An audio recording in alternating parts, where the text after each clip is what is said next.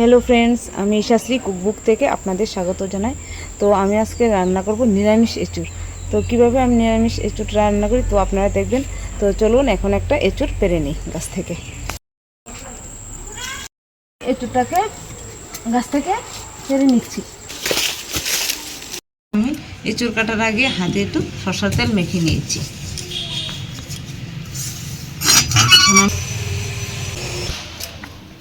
খুব বড় এঁচুড় তো তার জন্য কাটতে একটু অসুবিধা হচ্ছে। এই দেখুন ভিতরে বিচি হয়ে গেছে আর কীরকমভাবে আঠা বেরোচ্ছে। তো এখন আমি একটা কাগজ দিয়ে আঠাটাকে মুছে নেব।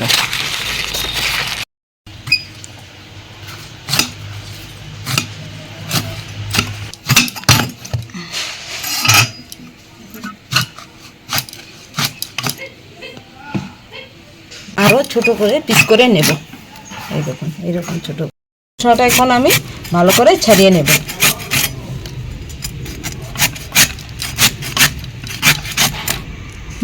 আমার খোসা ছাড়ানো হয়ে গেছে। এখন আমি ছোট ছোট পিস করে কেটে নেব। এই যে ছোট ছোট পিস।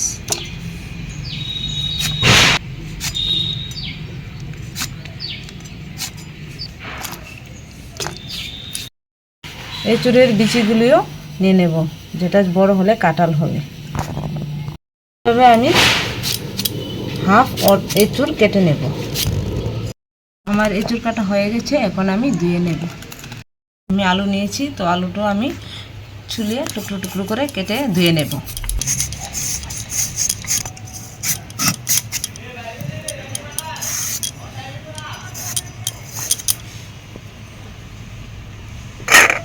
এরকম টুকরো করে কাটবো। এঁচুড়টা আমার ধোয়া হয়ে গেছে। এখন আমি সিদ্ধ করে নেব। এঁচুড়ের মধ্যে আগে জল দিয়ে দিয়েছি, তো এখন আমি এটাকে ঢাকা দিয়ে দেব 5 মিনিটের জন্য সিদ্ধ হতে। তো এঁচুড়টা আমার সিদ্ধ হতে হতে আমি এঁচুড় রান্না করার জন্য মশলাগুলো বেটে নেব। এখানে আমি ধানের লঙ্কা নিয়েছি তরকারিতে দেওয়ার জন্য। এখন আমি বেটে নেব।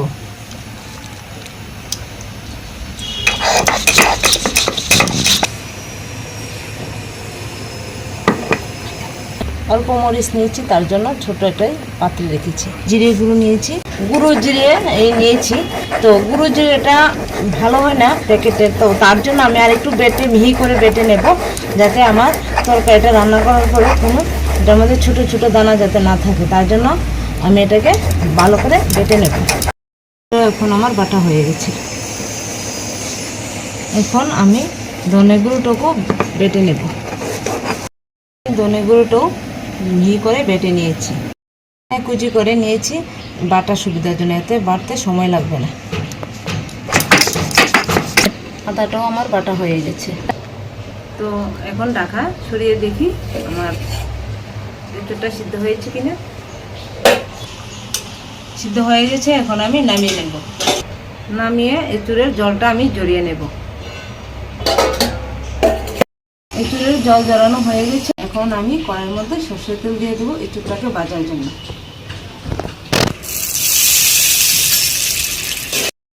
আমি একটু লবণ দিয়ে দিয়েছি যাতে কড়াইয়ের মধ্যে লেগে না যায়।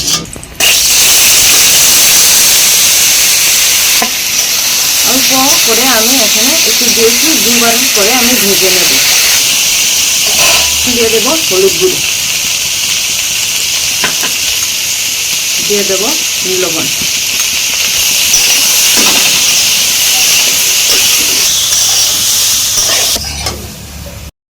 হয়ে গেছে। এখন আমি নামিয়ে নেব।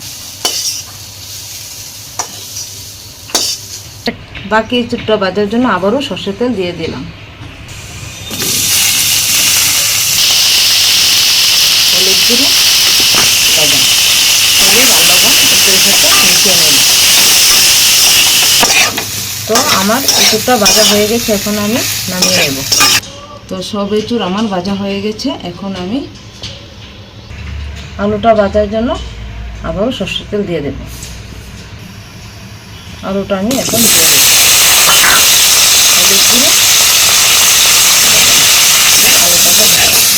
আলুটাকে লাল করে ভেজে নেব। তো আলু আমার ভাজা হয়ে গেছে, এখন নামিয়ে নেব।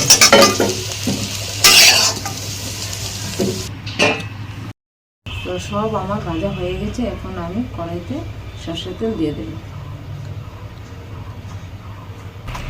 দুটো শুকনো মরিচ দিয়েছি, আর দিয়ে দেব 3টে তেজপাতা। তেজপাতা এবং শুকনো মরিচ আমার ভাজা হয়ে গেছে, এখন দিয়ে দেব পাঁচফোড়ন। এখন দিয়ে দেবো আদা বাটা। এখন দিয়ে দেবো মরিচ বাটা দিয়ে দিয়েছি। এখন দিয়ে দেবো ধনে বাটা। মশলাটাকে ভালো করে কষিয়ে নেব।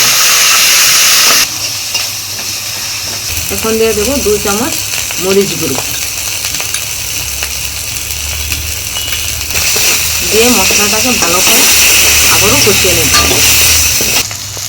মশলাটা আমার কষানো হয়ে গেছে, এখন আমি দিয়ে দেব ভেজে রাখা এঁচুড়।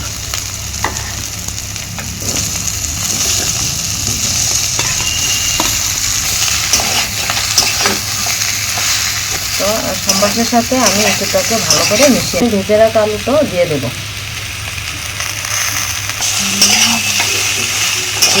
এখন আলু এঁচুড় সবটাই আমি মশলার সাথে ভালো করে কষিয়ে নেব। তো মশলা কষানো আমার হয়ে গেছে, আমি জল দিয়ে দেব।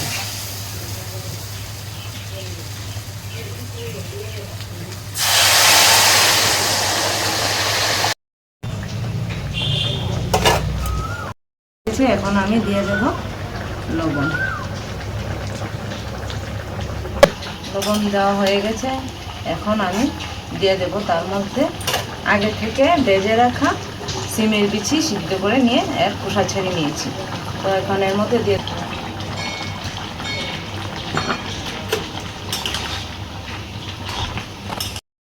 এঁচুড়ের তরকারির জন্য এখানে আমি গরম মশলাটা বেটে নিয়েছি, এখন আমি বাটির মতো উঠিয়ে নেব। এখন আমার বেটে রাখা গরম মশলাটা দিয়ে দেব। তো মশলা দেওয়া হয়ে গেছে, এখন আমি এঁচুড়টাকে ভালো করে নেড়ে চেড়ে নেব। এখন আমি উপর দিয়ে ঘি ছড়িয়ে দেব। এখানে আমি 1 চামচ ঘি দিই। তো দেখুন চারিদিকে কি সুন্দর তেল ছড়িয়ে গেছে ঘি দেওয়াতে। তো এখন আমার এঁচুড়ের তরকারিটা হয়ে গেছে, এখন আমি নামিয়ে নেব। কি রান্নাটা কীরকম হয়েছে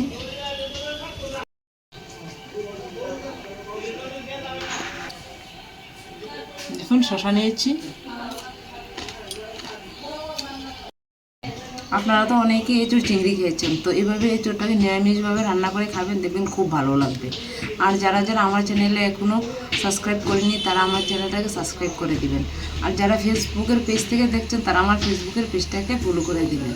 তো এইভাবে নিত্য নতুন রান্না দেখার জন্য আমার সঙ্গে থাকবেন এবং আমাকে সাপোর্ট করবেন। ঠিক আছে বন্ধুরা, টাটা।